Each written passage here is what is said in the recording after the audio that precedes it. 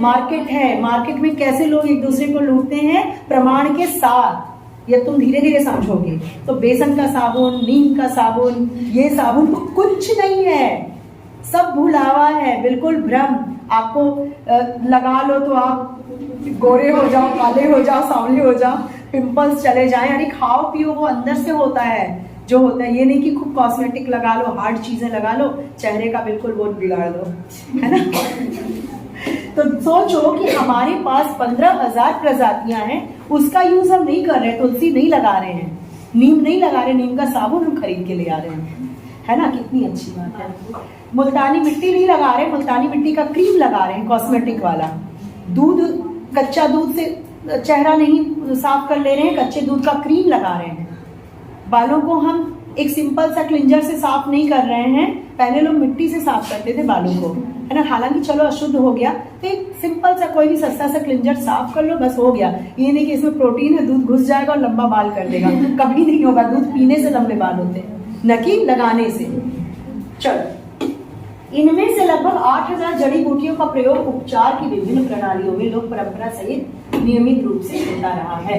पश्चिमी पद्धति के अचानक आ जाने से पारंपरिक प्रणाली आयुर्वेदिक, यूनानी, तिब्बती व लोक प्रणालियों का अवहेलना शुरू की गई। सिर में दर्द हो रहा है, तुरंत डिस्प्रिन खा लिया, कितने सेकंड लगते हैं? 6 सेकंड ना, 6 सेकंड बताता है, 6 सेकंड में ठीक हो गया। भैया आयुर्वेदिक उपाय करोगे तो थोड़ा टाइम लगेगा, लेकिन यहाँ तो भाग दौड़ की जिंदगी, सब भाग रहे हैं। 6 सेकंड में तुरंत किया और फिर मम्मी काम में लग गई, मूव लगाया और मम्मी काम में लग गई। हद है यार। मूव से होता क्या है पता है? ये जो आपके नर्वस सिस्टम है ना, जो नसें हैं, वो थोड़ी देर के लिए पेपरमिंट से सुन्न हो जाती हैं, तो आपको अच्छा फील होता है। वहां जब सुन्न हो जाएगा तो फील होगा। फिर उसके बाद उसका जड़ से उपाय नहीं हुआ ना कमर दर्द का, तो मम्मी से बोलो दूध पिए, अपना भी ख्याल रखें, बादाम बादाम खाएं। जो इधर उधर कॉस्मेटिक पे खर्च करती हैं, बोलो उसी पैसे का बादाम अखरोट खाएं। अब दादी वादी है घर में, तो उनको बोलो अब अखरोट खाना शुरू करो। दुनिया के पंचायत में मत पड़ो। मूव और बाम और ये आए दिन लड़कियां आ जाती हैं, बाम दे दीजिए घर से। क्या को क्या होता है? सनसनाहट होती है और कुछ नहीं होता। सिर दर्द क्यों हो रहा है? उसका उपाय करो। रात भर फोन देख रहे हो, नींद पूरी हो नहीं रही है, दुनिया भर के कचरा सोच रहे हो, दुनिया भर के खुश रहने की कोशिश करो, कैसे सिर दर्द होगा? छोटे छोटे बच्चों का। मैं तो BA MA तक जानी नहीं कि सिर दर्द क्या होता है। सिर दर्द भी होता है।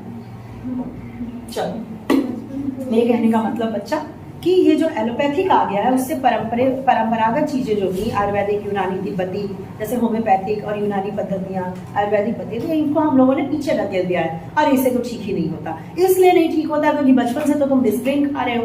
अब तुम्हारी बॉडी क्या कर रही है कि हार्ड दो, जब एक मुक्का कस के मारो तब जाके हम ठीक होंगे, हल्की चीजों से ठीक नहीं होंगे। तो हमने अपनी बॉडी को जैसा हम बनाएंगे वैसा ही बनता जाएगा। आप अपने खान पान में चेंज करो। माइग्रेन हो रहा है बच्चों को, आप खान पान में चेंज करो। टाइम टू टाइम खाओ, जिस टाइम खाते हो उसी टाइम खाओ, नहाओ उसी टाइम। हर चीजें सिस्टम से करोगे तो सब कुछ ठीक रहेगा। आजकल सभी सौंदर्य उत्पाद जो मैंने कहा, सारी चीजें वही कहानी पढ़ लेना। जैविक कंपोस्ट खाद क्या होता है? 5 दशकों में कृषि उत्पादन बढ़ाने की कोशिश में हमने जैविक कंपोस्ट खाद की अवहेलना की, यानी कि गोबर के खाद की। हमें तो चाहिए जल्दी पौधा, बड़ा सा कद्दू, बड़ा सा लौकी, तो उसके लिए हमने क्या किया? रसायन खाद का यूज बहुत भरपूर कर लिया। इवन हम लोग अपने तुलसी के पौधे, एक बार मैंने बहुत गलती से डाल दिया था, तुलसी के पौधे में भी रसायन खाद डाल दिया था, मतलब, और गुलाब में डाला थोड़ा थोड़ा, तो उसमें भी डाल दिया। वर्मी कंपोस्ट था, वो भी रसायन भी नहीं था, शायद उसमें भी रसायन रहता है, वर्मी कंपोस्ट। तो पता है तुलसी की जो पत्तियां थी वो बिल्कुल जैसे बेकार सी हो गई, जैसे उसको सूंघो तो तुलसी बहुत तेज गंध होती है, वो बिल्कुल नहीं था, जैसे लग रहा था कोई जंगली पौधा है। मतलब मैंने उसको बेकार कर दिया। तो सोचो एक खाद से पौधे के ऊपर असर पड़ता है। तो ये सारी चीजें हम लोग क्या करें? जैविक खाद को, गोबर की खाद को और केचुए के खाद को, इन सबको हम लोग नकार रहे हैं। क्यों? क्योंकि तेजी, फास्ट रनिंग लाइफ, ये हमें जल्दी चाहिए हर चीज। लेकिन इससे होता क्या है? भूमि पे प्रतिकूल प्रभाव पड़ते हैं, भूमि हमारी बंजर होती है। पूरे देश में अब भारी संख्या में किसान जैविक अवशिष्टों, करकट से बनी कंपोस्ट खाद का उपयोग कर रहे हैं। धीरे धीरे चीजें लौट रही हैं, उनका जाना जा रहा है। देश के कुछ भागों में जानवर इसलिए पाले जाते हैं जिससे गोबर दे सके। महत्वपूर्ण खाद है, मिट्टी को उर्वरक बनाता है। केचुए कंपोस्ट खाद प्रतिक्रिया की अपेक्षा तीव्रता जैविक कंपोस्ट को बदल देते। केचुए को क्यों पाला जाता है? केचुए के कहा जाता है कि किसानों का मित्र है ये। क्यों? जमीन को बहुत ज्यादा अपघटन को बहुत जल्दी करता है। जैसे कोई चीज है जमीन, वो उसको खाता है और उसको निकालता है, जो है अवशिष्ट, वो खाद का रूप होता है। ठीक है, उर्वरक शक्ति भी बढ़ाता है। हाँ, उर्वरक शक्ति इसलिए बढ़ाता है क्योंकि जैसे आपने केला का छिलका फेंक दिया तो उसको वो केचुआ क्या करेगा, बहुत जल्दी कन्वर्ट कर देगा मिट्टी में, वो खाद बन जाता है। ठीक है, कोई चीज सड़े गिलेगी मिलेगी मिट्टी में तब वो खाद बनती है, तो वो बहुत जल्दी इसको करता है। तो केचुए को डाला जाता है। आप अगर अपने गमले में एक केचुआ डाल दो, देखो वो कितनी जल्दी पौधा बढ़ता है। ठीक है, केचुआ भी अपना काम कर रहा है, वो भी। जैविक कीट नियंत्रण। हरित क्रांति के आगमन के बाद अधिक उत्पादों के लिए रासायनिक कीटनाशकों का अधिकाधिक प्रयोग हुआ। कीट नियंत्रण यानी फसल हुआ तो उसको कोई कीड़ा न खा जाए। टिड्डे हैं, टिड्डे का बिल्कुल करोड़ों की संख्या में आके वो पूरा साफ कर देते हैं फसलों को, तो वो ना करें। तो इसके लिए हम लोगों ने क्या किया कि कीटनाशकों का प्रयोग किया। हरित क्रांति में सारी चीजें रासायनिक यूज हुई थी। हरित क्रांति 1960-61 के दशक में हुआ था। हरित क्रांति का तात्पर्य है कृषि में एकाएक उछाल आना, जो कि 60 और 61 के दशक में हुआ। इसमें एक साथ अच्छे उन्नत बीज, हाई यील्डिंग सीड्स, HYV बताया है मैंने। Yes, ma'am. उच्च पैदावार की बीजों का प्रयोग, अच्छी सिंचाई के लिए ट्यूबवेल का प्रयोग, रासायनिक खाद का प्रयोग और रासायनिक कीटनाशकों का प्रयोग एक साथ किया गया। रसायनों का प्रयोग एक साथ किया गया तो एकदम से बूस्ट हुआ हमारा फसल की जो पैदावार है, गेहूं देन चावल। तो इन चीजों में एकदम से बूस्ट हुआ तो हमें मालूम रसायनों के प्रयोग से हुआ। तो हरित क्रांति के बाद इसका बहुत ज्यादा प्रयोग बढ़ गया था, लेकिन पर्यावरण पे वही प्रतिकूल प्रभाव। भोज्य पदार्थ दूषित हो गए, मृदा जलाशय यहाँ तक कि भूतल जल भी कीटनाशकों के कारण प्रदूषित हो गए। दूध, मांस और मछलियां भी दूषित पाई गई। भाई कुछ चारा अगर रसायन का खाएंगे भैंस और गाय तो दूध भी वैसा देंगे, मछलियां उन्हीं चीजों को खाएंगी, वो भी वैसे प्रदूषित हो जाएंगी। जल में बह रहा है सारा रसायन जो बारिश के साथ जा रहा है जल में, नदियों में, तो मछलियां भी प्रदूषित हो गई। दूध, अंडा, मछलियां सब लोग तो प्रदूषित हो गए क्योंकि सभी फसल पर डिपेंड है। इस चुनौती का सामना करने के लिए अब बेहतर कीट नियंत्रण तरीकों को बनाने के प्रयास हो रहे हैं।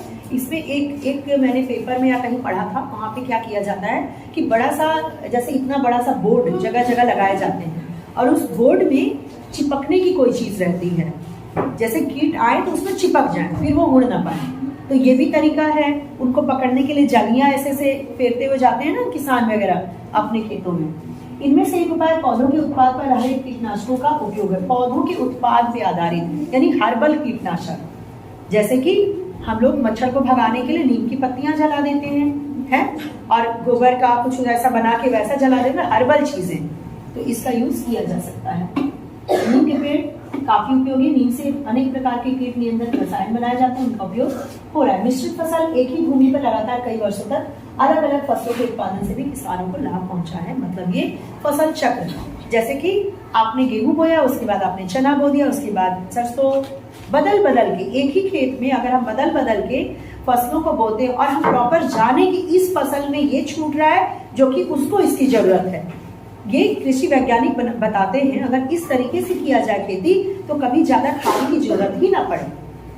जैसे कि दाल का अगर है तो वो नीचे से नाइट्रोजन छोड़ा, अब अगला फसल मान लो गेहूं है, गेहूं को नाइट्रोजन की जरूरत है, दाल को हमने काट लिया, मिट्टी में नाइट्रोजन आ गया, गेहूं को लगा दिया जो कि उसको चाहिए था नाइट्रोजन, समझ रहे? तो बदल बदल के खेती करने से क्या होता है कि उर्वरा शक्ति जो होती है वो बनी रहे।